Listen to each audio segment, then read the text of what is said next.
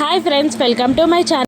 కౌశిక్కి యువరాజ్కి మీనంతో సంబంధం ఉంది అని ఫ్యామిలీ మొత్తం ముందు అరిచి చెప్పగానే అందరూ షాక్ అవుతారు. అక్క, నాకు ఎవరితో సంబంధాలు లేవు అని యువరాజ్ కూడా అరుస్తూ ఉండగా, లేదు, నీకు మీనంతో సంబంధం ఉంది, నువ్వు మీనన్ కోసం పనిచేస్తున్నావు, నువ్వు మీనన్ చేసే అన్ని ఇల్లీగల్ దందాల్లో పాలు పంచుకొని నువ్వు ఆ క్రిమినల్ పనులు చేస్తున్నావు అని కౌశిక్కి అరవగానే, లేదమ్మా, నిజంగా లేదు, కేదార్కి వారసత్వం ఇవ్వడానికి అక్క ఇలాంటి కుట్రలు చేసి నన్ను పోలీసులకు అప్పజెప్పాలని చూస్తుంది, నిజంగా ఇది అక్క స్వార్థంతో చేస్తుందమ్మా అని యువరాజ్ కూడా అంతే గట్టిగా అరుస్తూ ఉంటాడు. లేదు, నేను నా కళ్ళారా చూశాను, నాకు స్వార్థం ఉందా, నేను స్వార్థంగా ప్రవర్తిస్తే నువ్వు ఇక్కడ ఉండేవాడివి కాదు అని కౌశిక్కి అంటుంటుంది. లేదక్క, నీకు నిజంగానే పిచ్చి పట్టింది, నువ్వేం మాట్లాడుతున్నావో నీకు అర్థం కావట్లేదు అని యువరాజ్ కౌశిక్ని అరుస్తూ ఉండగా సుధాకర్ వచ్చి యువరాజ్ని లాగిపెట్టి ఒక్కటి కొడతాడు. నిజంగా చెప్పరా, కౌశిక్కి అందరి ముందుకు ఈ విషయాన్ని తీసుకొచ్చింది అంటే నువ్వు తప్పుడు పనులు చేసే ఉంటావు అని అరుస్తూ ఉంటాడు. ఇక జగదాత్రి సుధాకర్తో, మామయ్య గారు, మీ ఆరోగ్యం సరిగ్గా లేదు, మీరు కూల్గా ఉండండి అని అంటూ ఉంటుంది. ఎలా కూల్గా ఉండనమ్మా, ఈ నీచుని కన్నాక కూల్గా ఉండడం వల్ల అవుతుందా అని సుధాకర్ కూడా అంటుండగా, ఏంటయ్యా అలా చేస్తున్నావు, తన భార్య ముందే తనని కొట్టావు, తను ఎలా ఫీల్ అవుతుంది అని వైజయంతి కూడా అరుస్తూ ఉంటుంది సుధాకర్పై. చూసావా, నీపై మీ అమ్మ ఎంత నమ్మకం పెట్టిందో, ఇంతమందిని మోసం చేసి ఆ క్రిమినల్స్తో ఎలా చేతులు కలిపావురా అని సుధాకర్ నిలదీస్తూ ఉంటాడు. ఇక నిషిక యువరాజ్ని తన వైపుకు తిప్పుకొని, చెప్పు మామయ్య గారు, వదిన చెప్పింది నిజమా, నువ్వు ఆ క్రిమినల్స్తో చేతులు కలిపి ఇల్లీగల్ దందాలు చేస్తున్నావా, చెప్పు అని అంటూ నిలదీస్తూ ఉండగా యువరాజ్ సైలెంట్ అయిపోతాడు. ఇక దాంతో యువరాజ్ కాలర్ పట్టుకొని మరీ నిలదీస్తూ ఉంటుంది. చెప్పు, నిజంగా నువ్వు ఆ క్రిమినల్ పనులు చేస్తే పోలీసులు నిన్ను అరెస్ట్ చేసి తీసుకెళ్తే నా పరిస్థితి ఏంటి అని నిలదీస్తూ ఉంటుంది నిషి. అది కాదు అని యువరాజ్ ఏదో సమాధానం చెప్పబోతుండగా, నన్ను ముట్టుకోకు, నాతో మాట్లాడకు అని యువరాజ్ని తోసేయబోతూ ఉంటుంది నిషిక. ఇక సైలెంట్ అయిపోతాడు యువరాజ్. ఇక ఇప్పుడేంటి పరిష్కారం, ఎందుకు ఇటువంటి పనులు చేశావురా అని సుధాకర్ గుండె పట్టుకొని పడిపోతాడు. అందరూ సుధాకర్ చుట్టూ చేరి కంట్రోల్ చేయడానికి ట్రై చేస్తూ ఉంటారు. ఇక ఇదంతా యువరాజ్ కళ. కౌశిక్కి ఆ నిజాన్ని కుటుంబం ముందు పెడితే తన పరిస్థితి ఏమవుతుందో అని యువరాజ్ ఊహించుకొని కలకంటాడు. అప్పుడు కౌశిక్కి, నేను ఎవరికి చెప్పలేదు, అసలు ఇంట్లో వాళ్ళకి ఇంకా తెలియదు, తెలిస్తే పరిస్థితి ఎలా ఉంటుందో నీకు అర్థమైందా, అసలు ఎందుకురా ఇటువంటి పనులు చేస్తున్నావు అని యువరాజ్ నిలదీస్తూ ఉండగా, ఇక కౌశిక్ని చూస్తూ యువరాజ్ భయపడి, లేదక్క, నువ్వేదో ఊహించుకుంటున్నావు అంటూ నిర్లక్ష్యంగా అక్కడి నుండి వెళ్ళిపోతాడు యువరాజ్. ఇక డోర్ బయట నిలబడి జగదాత్రి కేదార్లు ఈ మాటలన్నీ వింటూ ఉంటారు. ఇక కౌశిక్కి బయటికి రాగానే జగదాత్రి కేదార్లని చూసి కౌశిక్కి షాక్ అవుతుంది. అందరూ కలిసి గార్డెన్లోకి వెళ్తారు. జరిగిందంతా కౌశిక్కి జగదాత్రి కేదార్లకు వివరిస్తూ ఉంటుంది. కుంభమేళాలో సీఎంని చంపాలని చూసింది యువరాజ్ అని, ఒక బండరాయితో ఆ అటాక్ని చెడగొట్టడంతో పోలీసులు అటాక్ చేస్తున్నారని భయపడి యువరాజ్ పారిపోయాడని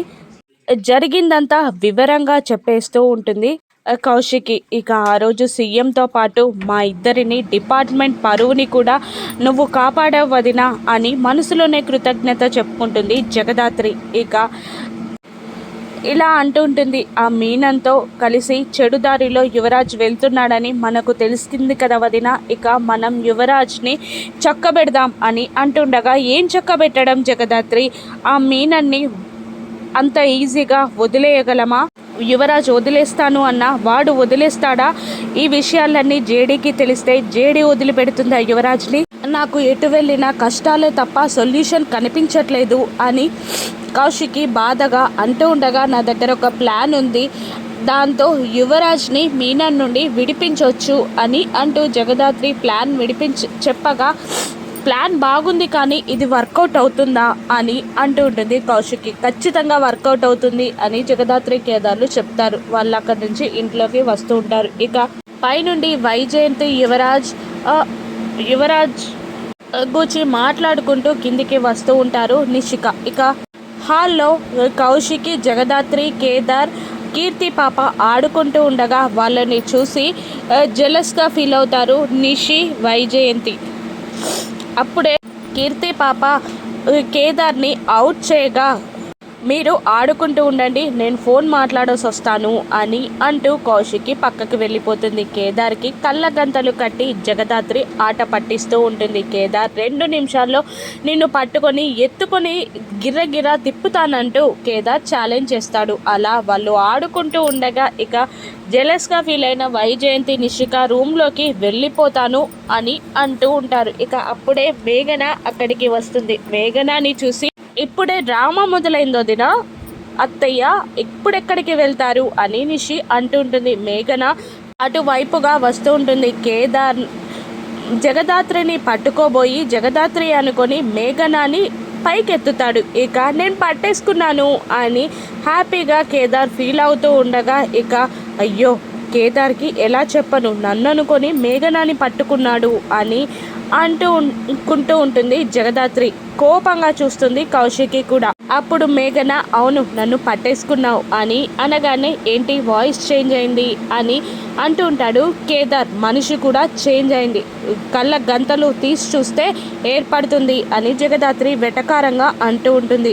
కళ్ళ గంతలు తీసి చూసి మేఘనాని చూసి షాక్ అవుతాడు కేదార్. అమ్మో ఇప్పుడు దాత్రికి అక్కకి ఏం చెప్పాలి అని తడబడుతూ ఉండగా ఎందుకు వచ్చావు అని అడుగుతూ ఉంటాడు కేదార్. ఇక నీతో ప్రైవేట్గా మాట్లాడాలి అంటూ ఉండగా ఇక్కడే మాట్లాడు అని అంటూ ఉంటాడు కేదార్.